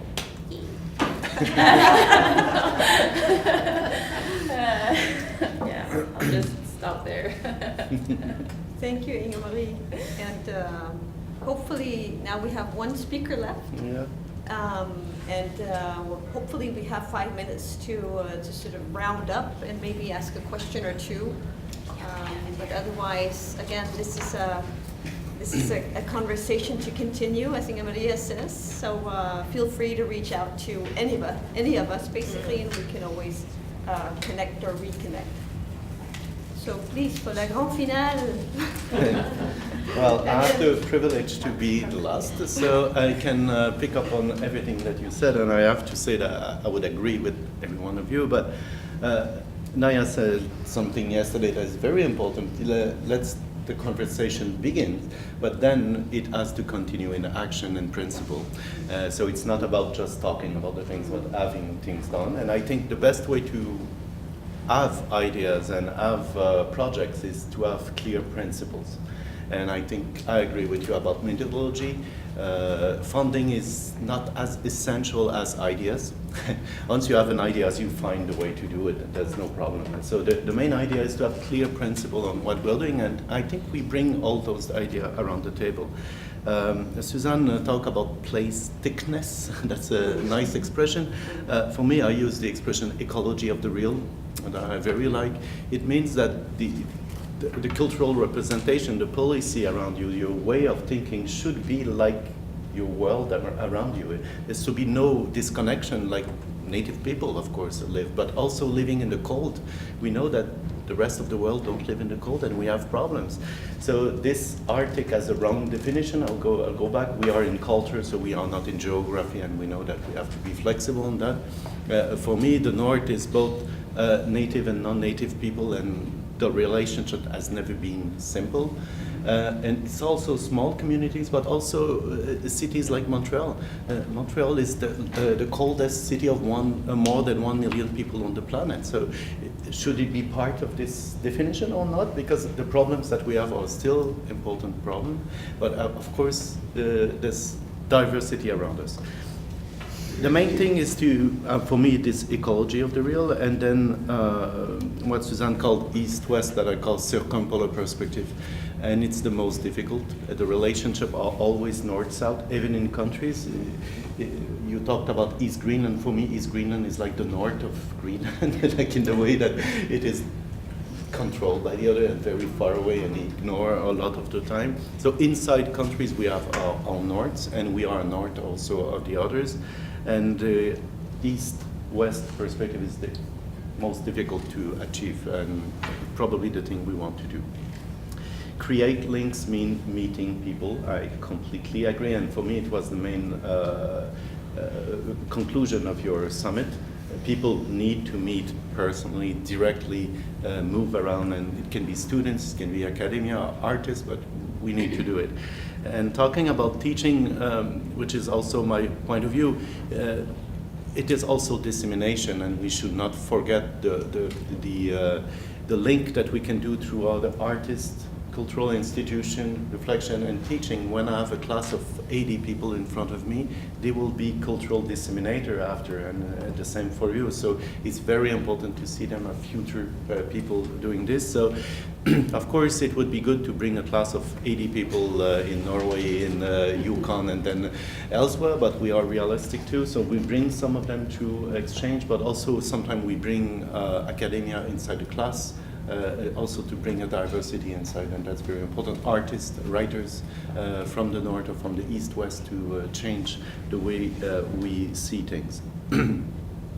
We're talking about culture, so let's not be defined by other way of thinking. I prefer to talk about culture than countries. I know the policies come from countries, but there are cultures in the Arctic and in the North, and it is much more important because self-definition rarely come from a country. I am this. I am Québécois. You are what you are Mohawk if you say it this way. You are from Northern Norway if you say it this way. And self-definition is the best way to respect people, but also to define culture. If some people define themselves as Mohawk, probably this Mohawk thing exists, and then the other has to respect it. So let's rebuild the communities around us through self-definition, and I think it will solve a lot of things. But we are in culture, so we don't need necessarily to have the political boundaries to stop us. And also the limit of the Arctic, that is ridiculous for us in North America for a simple reason. Nunatsiavut, Nunavik, all Quebec, even Iqaluit won't be in the Arctic if we consider this part, so we have to redefine, and it's mainly now for the funding power. If you define the Arctic with the line of the Arctic, that would mean almost nothing for the Canada Art Council. As you can see, it's not the North as we define it necessarily. So let's be flexible on this too. And also the links between, first, the discipline inside the university that are completely closet. It's impossible to talk to my colleagues in other disciplines. It's very difficult to collaborate inside. Plus, we need to collaborate with institutions like this. So I do it, Marianne does it, you do it, but we are very few to do it inside the academia, and we should not forget about the others that don't want to collaborate with Place des Arts or with the Arctic Summit or with communities or invite people. And it's one thing that we are a minority doing this. The other thing, and I'm very proud you are in the institution that invented research creation. And we are very proud. 25 years ago, it began at University of Québec and Montréal, and we thought maybe artists would like to be both researchers and artists, and it brings probably this thing. Our Dean of Research is called the Dean of Research and Research Creation since the beginning. So this idea of creation and research has been part of what we are, and probably the openness comes from this long tradition. So for me, it's normal to have an artist in front of me to explain what I cannot explain through an article, and this is important. Cooperation, of course, like I said, funding would come after because the idea is much more important and the collaboration are much more important, but of course we need it. And like Marianne said, when we think about the Arctic, we are a few talking about culture. The first art summit was last year talking about culture in the Arctic. That's late in human history. And we have many colleagues with a lot of fun. We are in the science campus of UQAM. They have a lot of money to study the Arctic, but they don't go in the Arctic except to look at some of the things. And we know that talking about cultural and human aspect has a strong political statement too. Extraction of resources would not be the same if the cultural and human aspect would come first, because they would have to talk to the people before doing gas extraction like in Siberia, or diamond extraction, or oil extraction, or just go and build infrastructure. So it's very important. So the power relations are unequal, and still we have to think about this.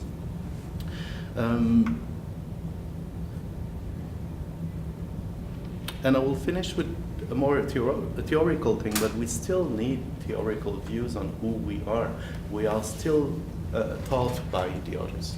And the North or the Arctic has to think by itself, not to close itself from the rest of the world, but just that we always adapt structure from the South to define ourselves.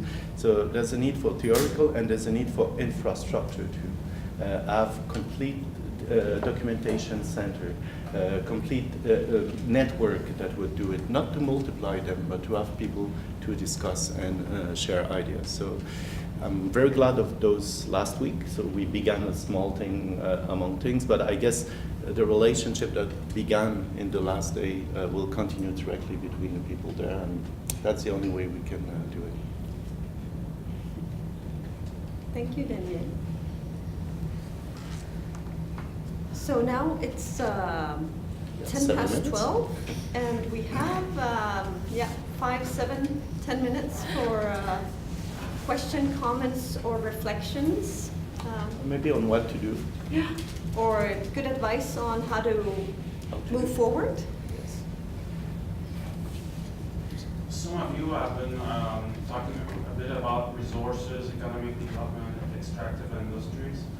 My question is, how can we make linkages between cultural development and economic development, considering that both are important and that they should work together to accomplish the vision both the north and of the territory? Yeah. What was the most promising thing in the Hallstatt Art Summit, from my perspective, was that discussion about that art.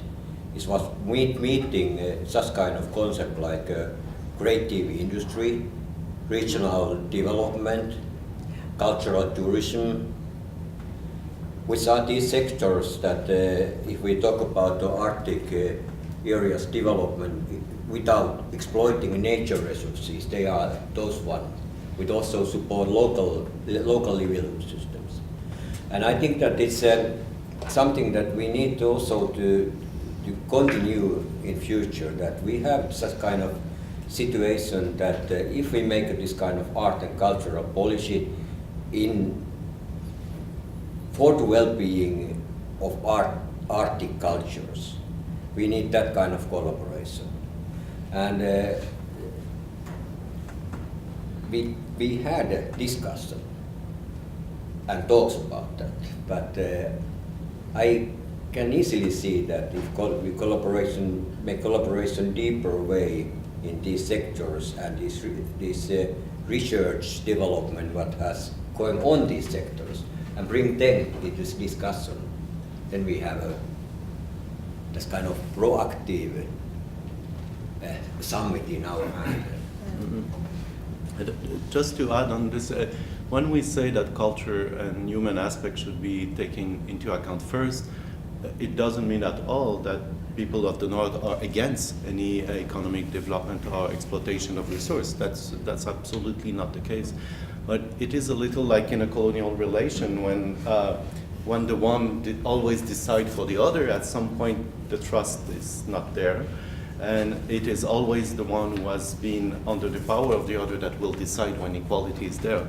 And for now, there has been massive destruction of culture, of languages in the North, just because the South needed the things that were there. And I would say, because we used to define the Arctic as this empty, white, and remote place, so it's linked to the imagination that we had. And I think the Northern imagination was a wonderful way for a resource company to exploit the Arctic too, because you put the place as empty, nobody will be there, it's easy to take resource, and for years it has been like this. So there's some mistrust, that's true, but I don't think that people in the Arctic would say we don't want economic development and just culture, just to respect this point of view, I think, which is not achieved yet, I think. But you're more in the North to certify them. What I find interesting is that I don't think that's a new question. I think that's a question that gets raised more and more often.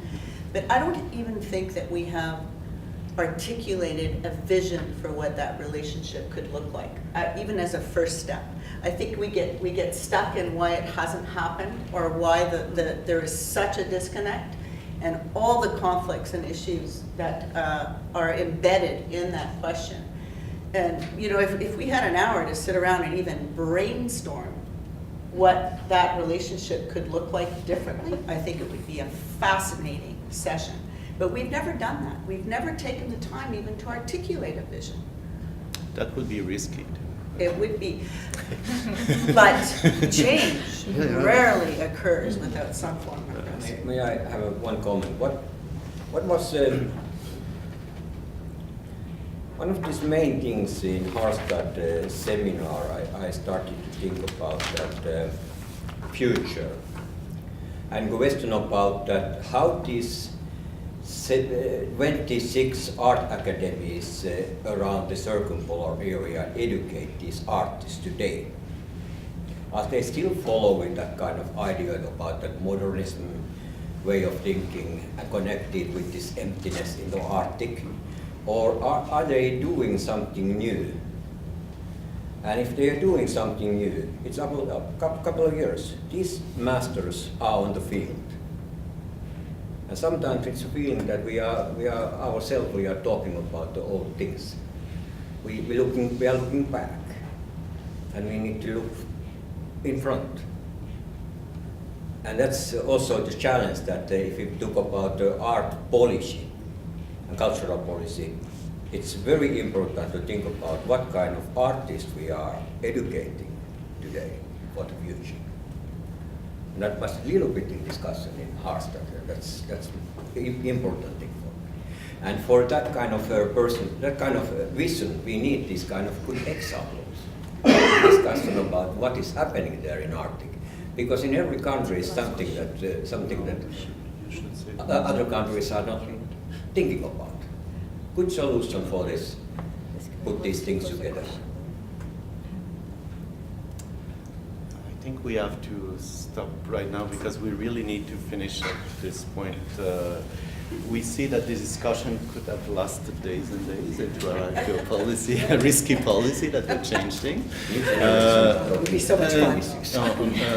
I'm sorry we cannot continue, but maybe I'll leave the last 30 seconds to Nauja, so we continue. Well, I think, Daniel, you made a very good job of sort of summarizing some of the points made here. I think a couple of other takeaways that we can bring home is that we definitely need more exchange possibilities because even though we acknowledge the fact that we can connect more and more with internet and with Skype and with all kinds of instruments we have, the personal meeting is just really invaluable. And it's not only the personal meeting between, let's say, Inuit in Greenland and Inuit in Canada, but it's also the personal meeting between Indigenous peoples and Southerners, if you will, or Native and non-Native.